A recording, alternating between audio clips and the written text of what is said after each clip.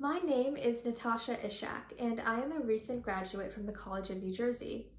I graduated with a Bachelor's of Arts in Anthropology and a minor in Political Science. I am currently an aspiring law student, but I also serve as one of the 3 student ambassador leads with Teach Access. My path to learning about accessibility is one that is grounded in firsthand personal experience. I was born legally blind, so accessibility is something that has actually been part of my life from the very beginning. The first time I was introduced to accessibility, I was about 5 years old. I remember that because that was the day I was given my first white cane. Now, the white cane is typically a tool that serves as a mobility aid for those who are blind and visually impaired. But I didn't know that at the time. I was only 5. All I knew is that I was being given some tool that was meant to help me navigate the world, but I didn't really know why. I didn't really understand my own disability at the time. When I was 6, I started learning how to read Braille. That's when I started to understand that my disability was something related to my eyes, that I needed to learn how to read with my fingers, even though everyone around me was learning how to read with their eyes. When I was 9, that's when I started learning how to use a computer with a screen reader. That's when I started learning how to touch type. And as I got older, I started to realize that accessibility goes far beyond just assistive technology. And I really came to understand that during my middle school and high school years, because that's when I started advocating for my own accessibility needs. That's when I started to really understand the scope of my own disability. Often what this entailed was I would meet with my teachers to review course material. We were essentially reviewing to make sure the material was accessible. If it wasn't, we would work together to find ways to make it accessible. If something was too visual, we would try and find a way to make it so I could still understand it despite that visual component. Often this meant we would resort to tactile approaches and tactile methods. We would also resort to very strong verbal or textual descriptions. And those are things that would eventually carry on into my college career. In college, as I said, I studied anthropology. Now, more specifically, I was interested in paleoanthropology and archaeology. That's where a lot of my coursework and research centered. And both of these areas of study consisted of quite a lot of visual components. And I was still able to navigate the inaccessible areas of those fields of study by once again working with professors and faculty to find ways to make the inaccessible material accessible. Again, we resorted to tactile approaches to learning. I relied on my sense of touch. And it worked. I don't regret a thing. I had a fantastic college career. I learned a lot. I learned a lot about myself. I learned a lot about my disability. I learned a lot about accessibility as it pertains to blindness and visual impairment. So to me, accessibility means innovation, creativity, finding alternatives to get the job done. And that's what I learned from all of my experiences.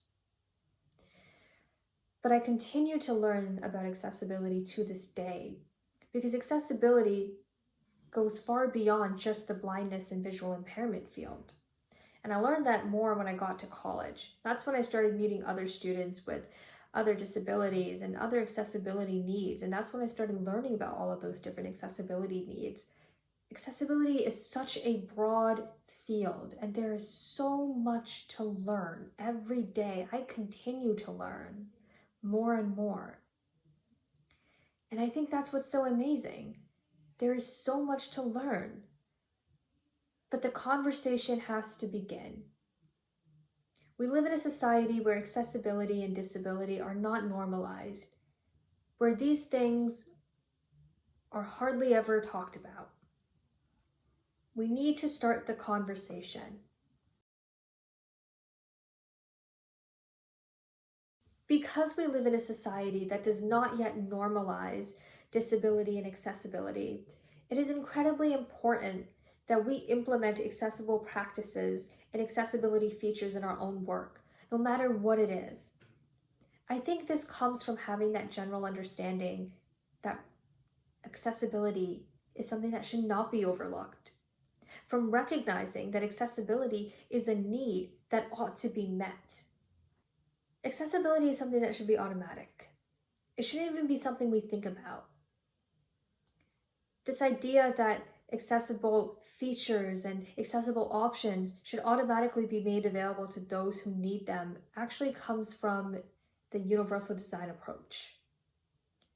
And the universal design approach tells us that no individual with a disability should ever have to feel singled out because they need to go out of their way to request something to become accessible because it already is not. And again, this is something we can try and combat on our own, individually and collectively, by implementing accessible practices.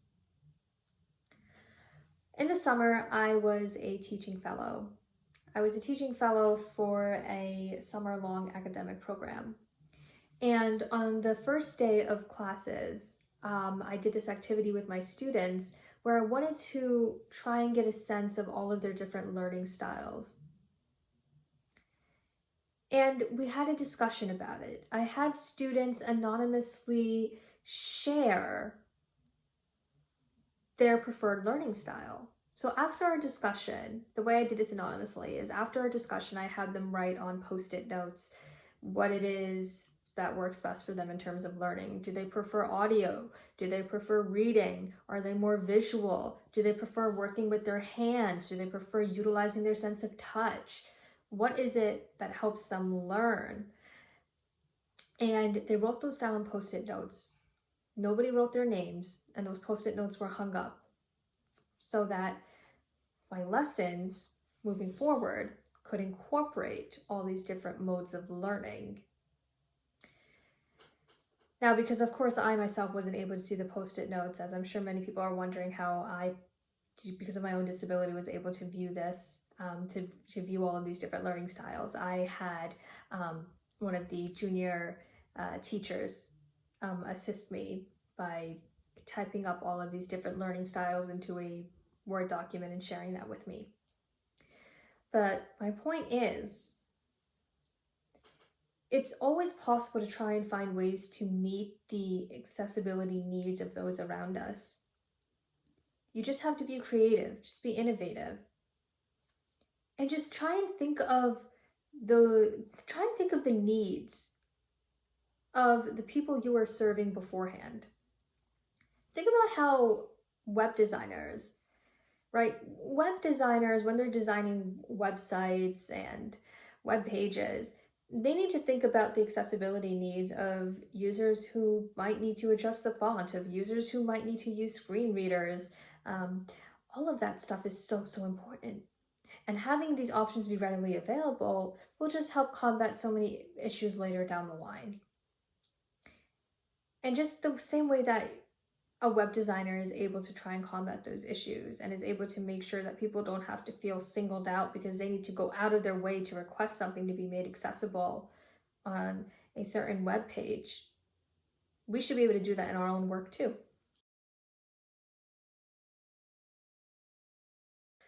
When it comes to advocacy and engaging in conversation about disability and accessibility, there are two things that I think are the most important steps anyone can take. First, speak up. Second, start the conversation. If a conversation is not started, there is no conversation to be had. My personal journey with advocacy began when I was in 4th grade. When I was in 4th grade, my school district's Board of Education wanted to privatize paraprofessionals and other support staff. They again tried to do this when I was in 7th grade. I gave a speech at a Board of Education meeting explaining to the Board of Education why they should not do this and why this would directly impact the accessibility needs of students such as myself. And I remember that on both occasions, members from the community gathered, parents gathered, teachers, students. Many other people gave speeches in addition to me. And guess what? We won. Both times, we won. What I didn't realize at the time is that advocacy was a foundation for what was yet to come in my life.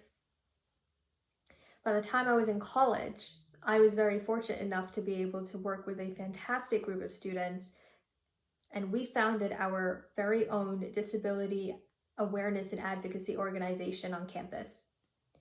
We worked not just with students, but also with faculty across campus to raise awareness of disability, to advocate for accessibility in the classroom.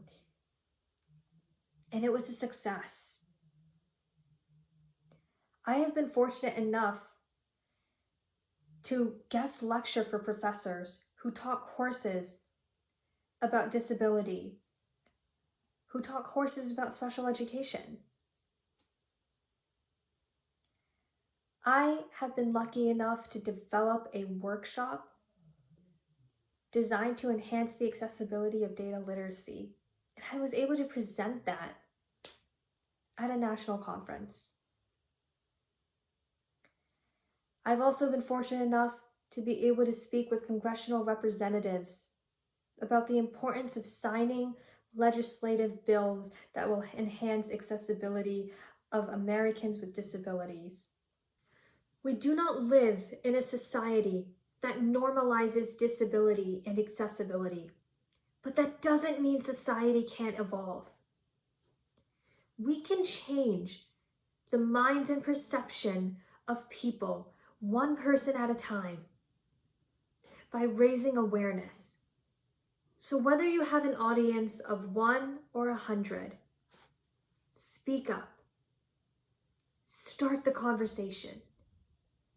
Begin making change.